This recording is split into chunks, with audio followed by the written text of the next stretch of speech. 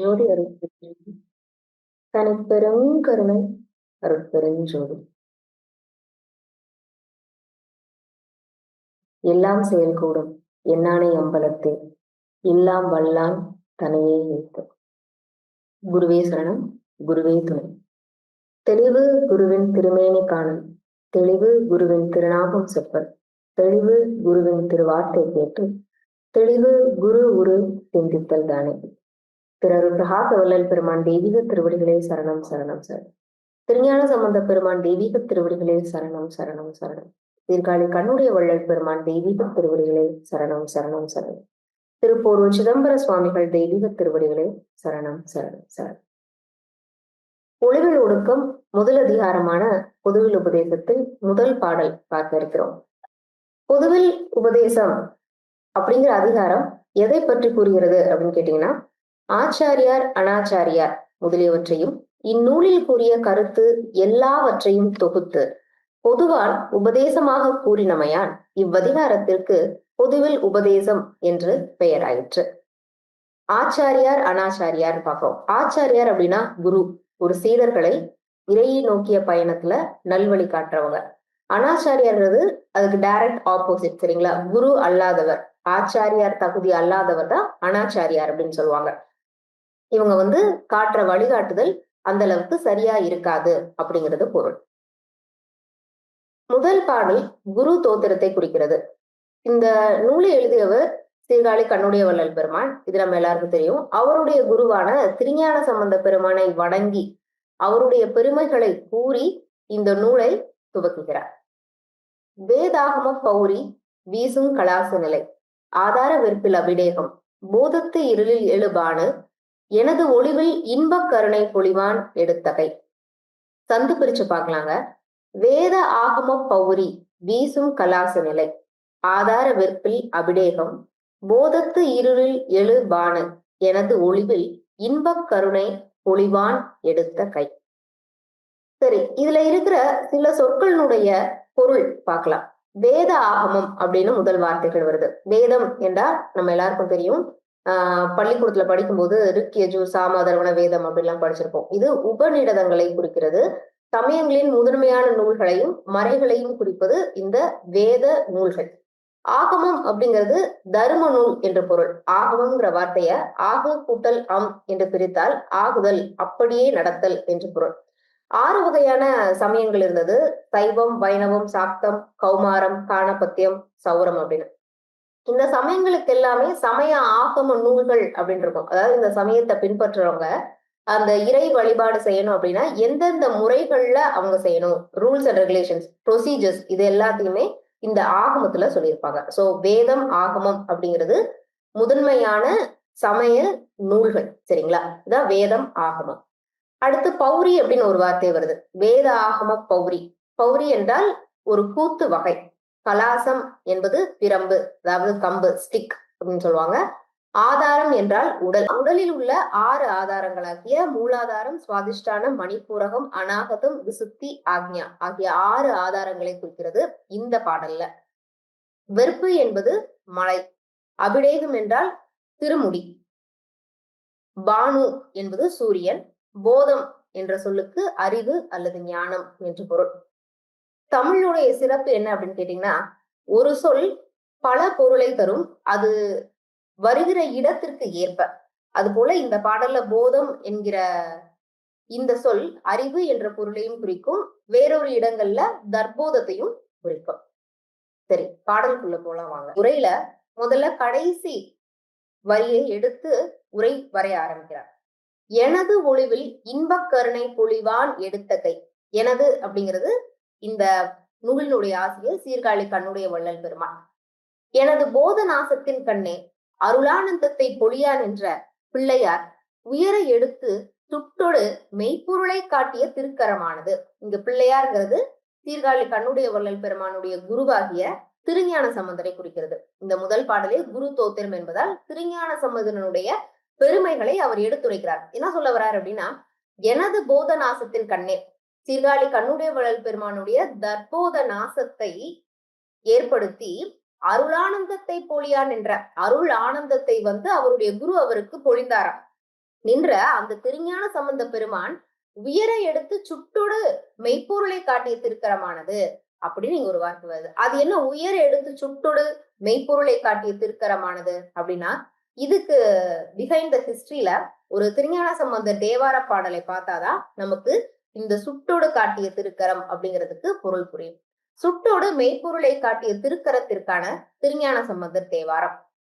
தோடுடைய செவியன் விடையேறி ஓர் தூவன் மதிசூடி காடுடைய சுடலை பொடி பூசி என் உள்ளங்கவர் கள்வன் ஏழுடைய மலரான் உனை நாட் பணிந்தேத்த அருள் செய்த பீடுடைய பிரமாபுரம் மேவிய பெம்மான் இவனன்றே என்னும் திருக்கடை காப்பான் மெய்ப்பொருளை தரிசித்து சுட்டி புகழ்ந்து நின்ற போது திருவுள்ளம் மெய்ப்பொருள் கிருபா நோக்கம் வைக்க அக்கிருபா நோக்கத்தின் வழித்தாய் சென்று சிவத்தில் அதீதப்பட்டு நின்றார் என்பதும் பிறர்க்கு அறிவித்தார் என்பதும் முறையே எனது உள்ளம் கவர் கள்வன் என்பதனாலும் பெம்மான் இவன் அன்றே என்பதாலும் காண்க. இத்திருக்கடை காப்பு பிள்ளையார் ஞான போனகம் உண்டு அருளிய போது அருளி செய்யப்பட்டது அப்படின்றார். அதாவது திருஞான சம்பந்தருக்கு 3 வயது இருக்கும்போது சீர்காழிப்பதியில சிவன் திருத்தலத்துல அவரு தனித்து விடப்படுகிறார். அப்போ அவருக்கு ரொம்ப பசிக்குது. அவர் ஒரு ஞான குழந்தை இல்லையா?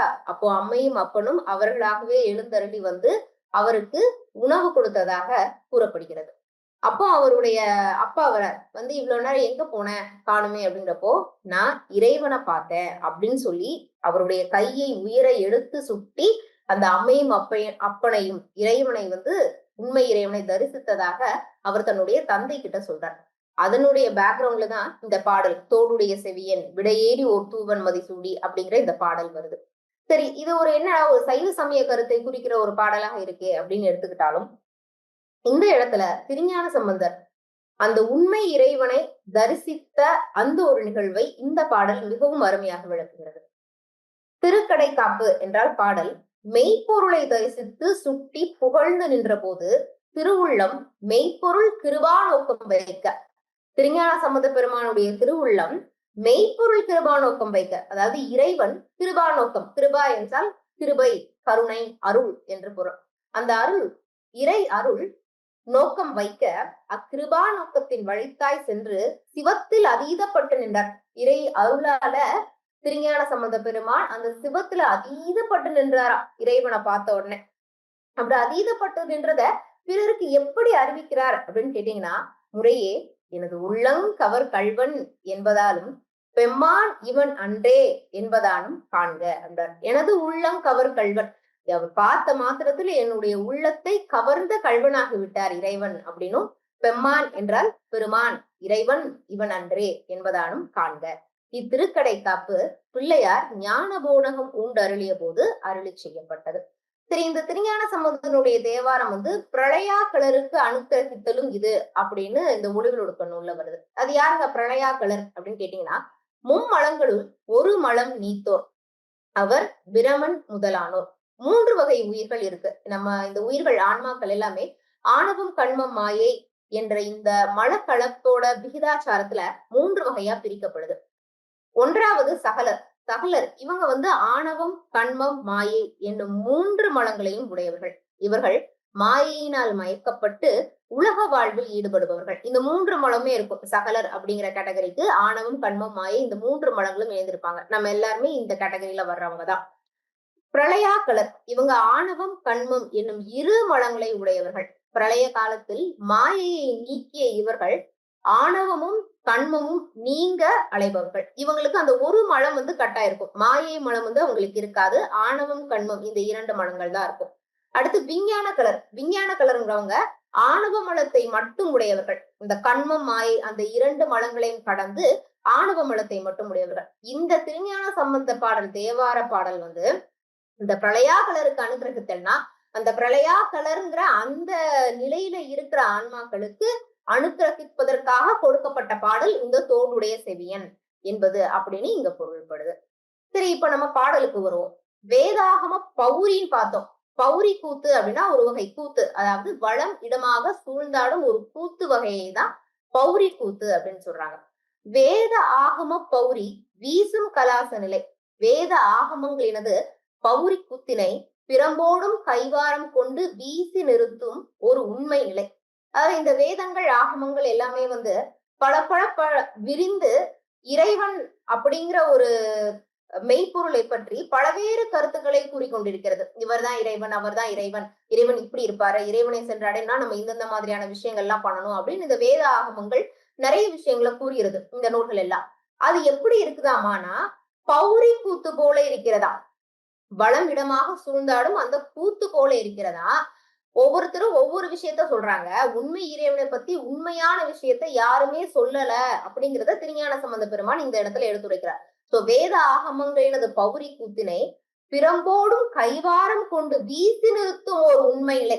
இப்போ அந்த திருஞான சம்பந்தனுடைய அந்த கை, அந்த சுட்டோடு மெய்ப்பொருளை சுட்டோடு காட்டிய அந்த திருக்கரம் வேற எந்தெந்த விஷயங்களை எல்லாம் சொல்லுது அப்படின்னு இந்த குரு தோத்திர பாடல்ல சீர்காழி கண்ணுடைய வள்ளல் பெருமான் விவரிக்கிறார்.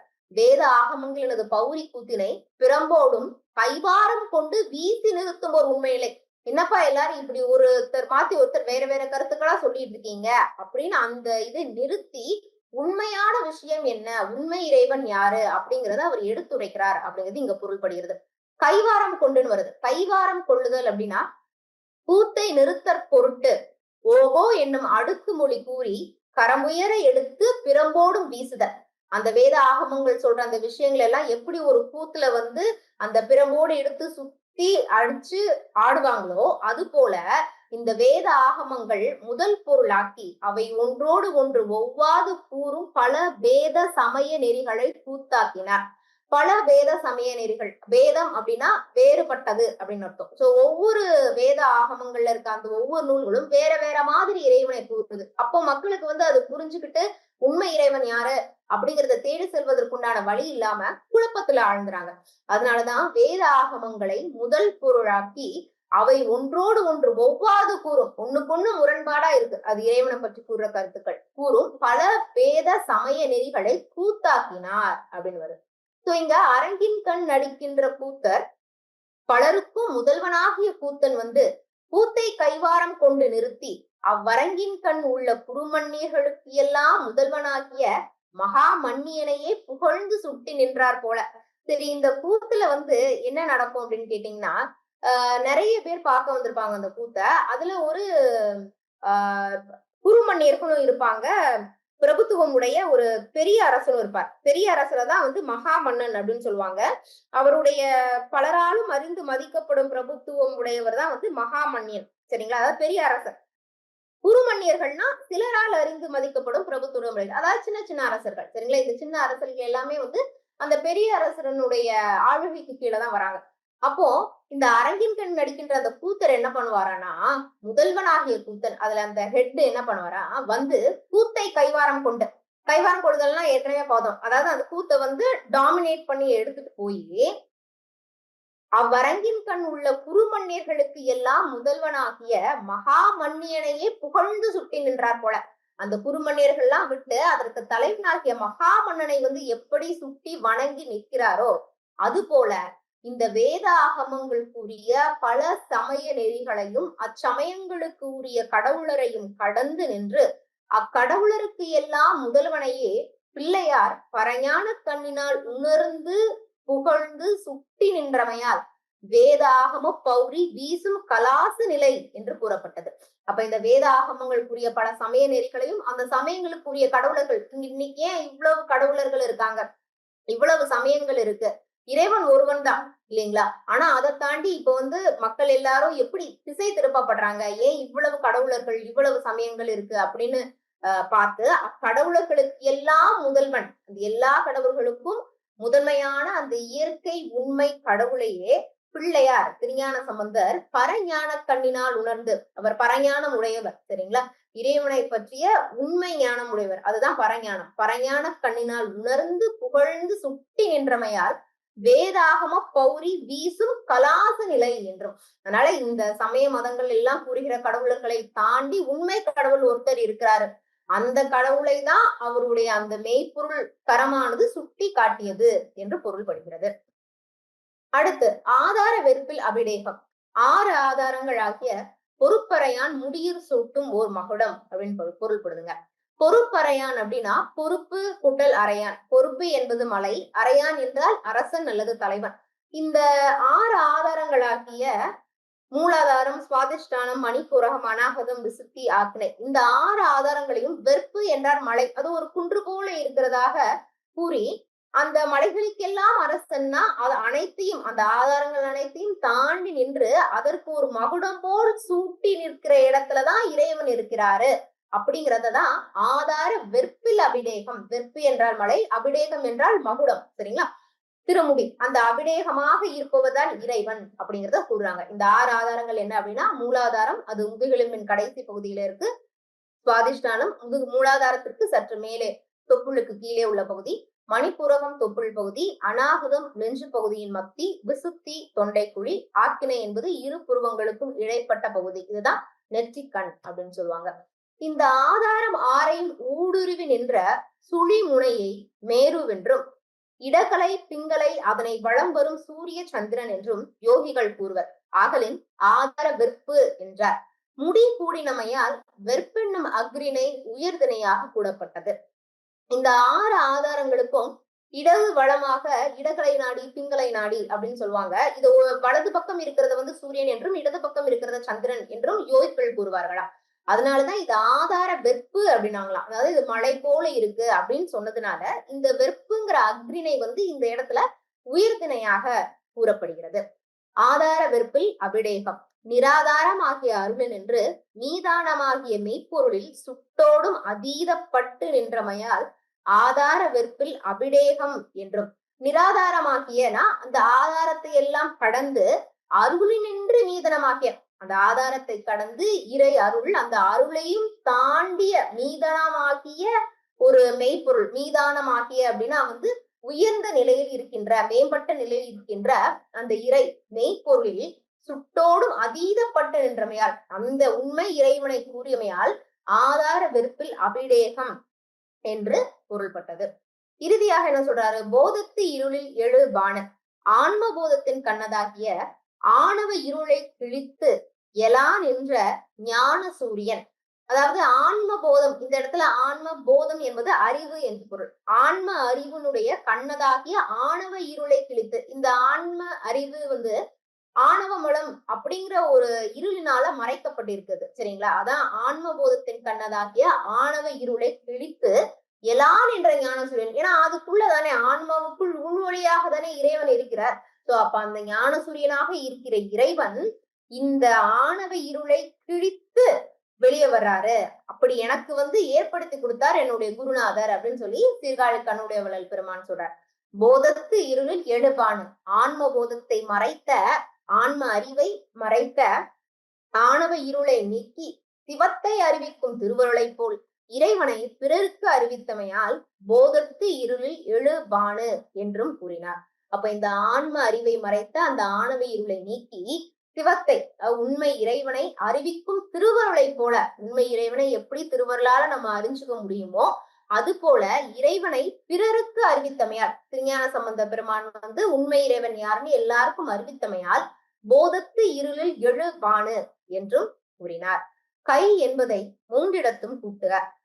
கடைசி வார்த்தை வருது, எனது ஒளிவில் இன்பக் கருணை பொழிவான் எடுத்த கை. அந்த வான் எடுத்த கை என்பது இந்த 3 இடத்திலையும் இணைத்து பார்க்கணும் அப்படின்னு சொல்றாரு. வேத ஆகம பௌரி வீசும் கலாச நிலை, அந்த வேத ஆகங்களுடைய கூத்துக்களை, பௌரி கூத்துக்களை எல்லாம் கைவாரம் கொண்டு அந்த பிரம்போடு சுட்டி நிறுத்திய அந்த கை.